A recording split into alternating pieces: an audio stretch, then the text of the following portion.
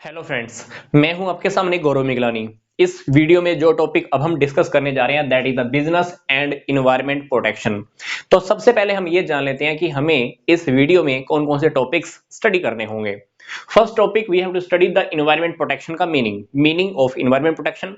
Second topic we have to discuss कि business की वजह से इन्वायरमेंट को कौन कौन से नुकसान होते हैं, मतलब threat to environment from business. फिर हम थर्ड टॉपिक डिस्कस करेंगे कि बिजनेस पोल्यूशन के टाइप्स क्या हैं। फिर हम डिस्कस करेंगे कि जो प्रॉब्लम्स बिजनेस की वजह से आती हैं, जो प्रॉब्लम्स बिजनेस की वजह से आती हैं इन्वायरमेंट को लेकर, उसका क्या सॉल्यूशन है। फिर हम देखेंगे गवर्नमेंट ने कौन कौन से एक्ट्स बनाए हैं, छोटी छोटी बातें हैं जो हम बिल्कुल लास्ट में डिस्कस करेंगे। तो सबसे पहले अब हम ये जान लेते हैं कि इन्वायरमेंट प्रोटेक्शन का क्या मीनिंग है। अब आप सोच के देखिए, हम सब धरती पे रहते हैं, हम सब क्या चाहते हैं? साउंड पोल्यूशन ना हो, शांति से रहना चाहते हैं। नॉइस पोल्यूशन ना हो, है ना, शोर हमको बर्दाश्त नहीं होता। पानी हमको साफ चाहिए, पानी गंदा नहीं बर्दाश्त हमको।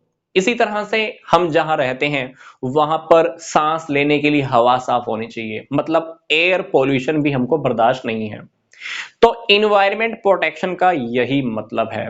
इन्वायरमेंट प्रोटेक्शन का क्या मतलब है? सिंपल सी बात है, हम अपने इन्वायरमेंट को एयर पोल्यूशन, वाटर पोल्यूशन और साउंड पोल्यूशन से फ्री रखना चाहते हैं, क्योंकि हर वो व्यक्ति जो इस पृथ्वी पर रहता है या ब्रह्मांड के किसी भी हिस्से में रहता है, वो चाहता है कि उसको रहने के लिए जगह साफ मिले, पीने के लिए पानी साफ मिले, सांस लेने के लिए ऑक्सीजन भी शुद्ध मिले। तो डेफिनेटली हम सब क्या चाहते हैं? क्लीन इन्वायरमेंट चाहते हैं। जब हम क्लीन इन्वायरमेंट चाहते हैं तो इसी वजह से इन्वायरमेंट प्रोटेक्शन की भी जरूरत है। हालांकि आज हमारे भीतर अवेयरनेस कम होती जा रही है। हम कहीं पर बैठे हैं, कुछ खाते हैं, पीते हैं और वहीं पर हम वेस्ट भी वहीं पर डाल देते हैं। बस में ट्रेवलिंग कर रहे हैं, कुछ खाया और हमने वहीं पर अड़ंगा डाल दिया।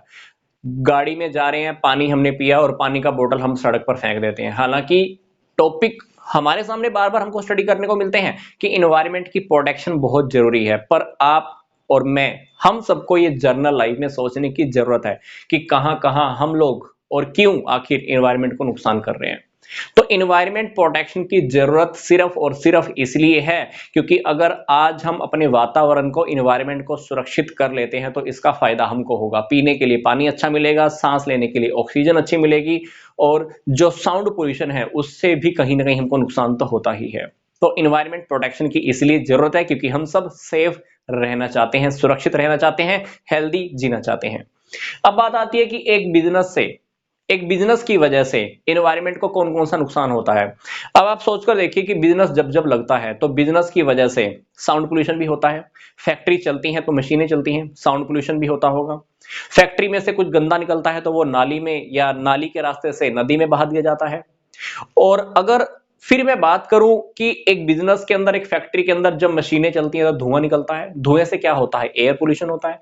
तो कहीं ना कहीं एक बिजनेस की वजह से एक एनवायरनमेंट को बहुत नुकसान तो होता ही है, चाहे वो पानी का हो, चाहे वो हवा का हो, चाहे उस वातावरण का हो। तो कहीं ना कहीं नुकसान किसी न किसी फॉर्म में तो होता ही रहता है। तो वो स्मोक की फॉर्म में होता है, पानी भी पोल्यूट होता है और नॉइस पोल्यूशन भी होता है, शोर भी होता है, क्योंकि कभी कभी हम फैक्ट्रीज ऐसी ऐसी जगह पे भी लगा लेते हैं जहां पर लोगों का सुनने का क्षमता कम हो जाता है। मेंटल प्रॉब्लम लोगों को आनी स्टार्ट हो जाती हैं, बहरापन हो जाता है, बहुत सारी प्रॉब्लम्स आती हैं। फैक्ट्री के आसपास रहने वाले लोगों को ये फेस करना पड़ता है। फिर अब हम बात करते हैं कि ये जो बिजनेस का पोल्यूशन है ये कितने टाइप का है। सिंपल सी बात है, 3 टाइप का है। ये पहला टॉपिक हमारे पास है अपना एयर पोल्यूशन का। एयर पोल्यूशन के अंदर अगर हम बात करें तो काफी सारी फैक्ट्रीज ऐसी होती हैं जो कोयला यूज करती हैं, केमिकल्स यूज करती हैं। अब कोयला या केमिकल्स यूज करें तो उसकी वजह से जो धुआं निकलेगा वो गंदा निकलने वाला है। आपने देखा होगा रेलगाड़ी का जब इंजन चलता है कोयले वाला, तो कोयले से चलता है तो क्या होता है? काला धुआं निकलता है। डीजल से जब जब गाड़ी चलती है तो वो भी काला धुआं छोड़ती है। एनवायरनमेंट को नुकसान तो होता ही है। इसलिए गवर्नमेंट अब क्या कर रही है, धीरे धीरे डीजल का रेट हाई कर रही है ताकि लोग डीजल से खुद को शिफ्ट करना स्टार्ट कर दें। धीरे धीरे एक वक्त के बाद क्या होगा, डीजल की गाड़ियां आनी अपने आप ही बंद हो जाएंगी, क्योंकि डीजल का रेट आजकल देखा जाए तो पेट्रोल के इक्विवेलेंट ही होता जा रहा है। तो अगर हम कोयला भी यूज करते हैं फैक्ट्री के अंदर या कुछ केमिकल्स यूज करते हैं तो इससे कहीं ना कहीं एयर पोल्यूशन तो होता ही है, क्योंकि जो धुआं निकलता है वो गंदा निकलता है। इसी तरह से सेकंड हमारा टॉपिक है वाटर पोल्यूशन का। वाटर पोल्यूशन कैसे होता है? फैक्ट्री से कुछ गंदगी बाहर निकलती है, वो गंदगी नालियों के रास्ते नदी में बहा जाती है और वो नदी का पानी हम भी पीते हैं और वहां के रहने वाले पशु भी पीते होंगे, जो आसपास पशु होते हैं वो भी डायरेक्ट पीते हैं, तो कहीं कहीं नुकसान तो होता ही है। तो पानी के अंदर काफी हाईली टॉक्सिक थिंग्स बहा दी जाती हैं, कुछ डर्टी वेस्ट होता है, कुछ गंदी चीजें होती हैं जो नदी में बह दी जाती हैं और वो पानी कहीं ना कहीं हमारी बॉडी के अंदर ही जाता है, तो कहीं ना कहीं ये वाटर पोल्यूशन, पानी वाला पोल्यूशन बन जाता है। फिर है हमारे पास थर्ड, नॉइस पोल्यूशन। फैक्ट्रीज जहां जहां लगती हैं वहां पर आसपास के लोगों को दिक्कत तो होती ही है। कुछ लोगों की सुनने की क्षमता कम हो जाती है, कुछ लोगों का बिहेवियर वायलेंट हो जाता है, मतलब दूसरों को नुकसान करने में लगे रहते हैं वो लोग। एक इंसान जो लगातार शोर जैसे वातावरण में रहेगा, एक इंसान जो लगातार शोर वाले वातावरण में रहेगा तो उसका बिहेवियर वायलेंट वाला होता है, दूसरों को नुकसान पहुंचाने वाला। फिर इसी तरह से कुछ लोगों को मेंटल डिसऑर्डर भी आ जाता है, मानसिक बीमारी, ठीक नहीं रहते, नींद नहीं आती है टाइम पर, कि किस लिए, शोर की वजह से। तो ये अभी हमने क्या डिस्कस किया कि एक बिजनेस पोल्यूशन के टाइप्स क्या हैं। पहला हमने डिस्कस किया एयर, फिर वाटर, फिर हमने थर्ड डिस्कस किया नॉइस पोल्यूशन।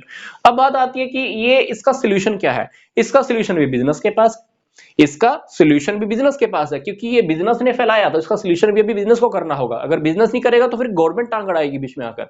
तो सबसे पहले हम बात करते हैं कि बिजनेस कैसे कर सकता है।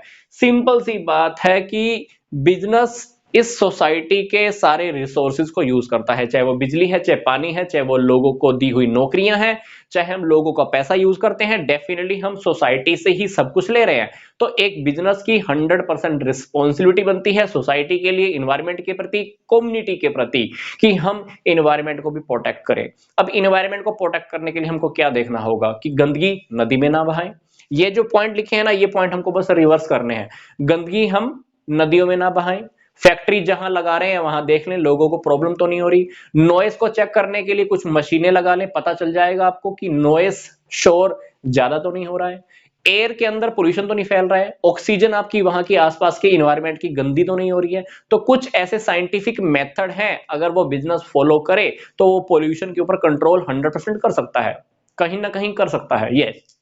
अब बात आती है कि गवर्नमेंट ने भी कुछ ना कुछ रूल्स एंड रेगुलेशन बनाए हैं टाइम टाइम पे। गवर्नमेंट क्या करती है, ऐसी ऐसी फैक्ट्रीज को रिमूव करने का काम करती है। अगर गवर्नमेंट को लगता है कि किसी फैक्ट्री की वजह से आसपास के लोगों को बहुत ज्यादा प्रॉब्लम हो रही है, तो गवर्नमेंट पहले तो उसको अलर्ट करेगी, भाई फैक्ट्री अपनी और कहीं शिफ्ट कर ले। अगर वो नहीं मानता तो गवर्नमेंट क्या करेगी, फैक्ट्री को बंद कर देगी। गवर्नमेंट ने काफी सारी फैक्ट्रीज को दिल्ली से उठाकर बाहर शिफ्ट भी कराया है कि आप दिल्ली में से फैक्ट्रीज को रिमूव कीजिए, क्योंकि दिल्ली में आपको पता है कि पोल्यूशन बहुत ज्यादा है। ऐसे ताजमहल के आसपास काफी सारी फैक्ट्रीज थी, जिसकी वजह से ताजमहल की शाइनिंग, जो सुंदरता थी ना, वो कम हो रही थी। तो वहां की फैक्ट्रीज को भी सुनने में आता है कि बंद कर दिया गया आसपास। और कुछ जगहें और भी हैं जहां पर गवर्नमेंट को लगता है कि वहां फैक्ट्रीज नहीं लगनी चाहिए, तो गवर्नमेंट वहां से हटा भी देती है। इसी तरह से गंगा के आसपास भी काफी सारी फैक्ट्रीज थी। वो फैक्ट्रीज क्या करती थी, गंदा पानी, गंदा वेस्ट नदी में बहा देती थी, जिसकी वजह से गंदा वो सारा का सारा होकर गंगा पूरी की पूरी गंदी होती जा रही थी। मतलब जिस पर्पस के लिए गंगा का पर्पस है ना, वो पर्पस पूरा ही नहीं होता। तो गवर्नमेंट ने क्या किया, ऐसे रूल्स एंड रेगुलेशन बनाए हैं, फैक्ट्रीज वहां से हटा दी गई हैं, शिफ्ट कर दिया गया है। दिल्ली का एग्जांपल ले लीजिए, गंगा का एग्जांपल ले लीजिए, या आप ताजमहल का एग्जांपल ले लीजिए, और भी काफी सारे एग्जांपल्स हैं, अगर आप गूगल करोगे तो आपको मिल जाएंगे। तो ये था हमारा सिंपल सा टॉपिक, जिसमें हमने सबसे पहले डिस्कस किया कि इन्वायरमेंट प्रोटेक्शन का मीनिंग क्या है। फिर इन्वायरमेंट प्रोटेक्शन के टॉपिक को हमने बिजनेस के साथ रिलेट किया है, इसको कनेक्ट किया है कि बिजनेस के साथ इसका आखिर रिलेशन है क्यों। फिर हमने डिस्कस किया कि एक बिजनेस का पोल्यूशन के टाइप्स कौन से हैं। फिर बिजनेस के पास ही सोल्यूशन है, बिजनेस के पास सोल्यूशन नहीं है तो गवर्नमेंट भी कहीं ना कहीं कुछ एक्ट, कुछ कानून बनाती रहती है, फैक्ट्रीज भी रिमूव करती रहती है। तो ये था हमारा सिंपल सा टॉपिक। तो आई होप आपको ये टॉपिक समझ में आ गया होगा। तो मैं मिलूंगा आपको नेक्स्ट वीडियो में।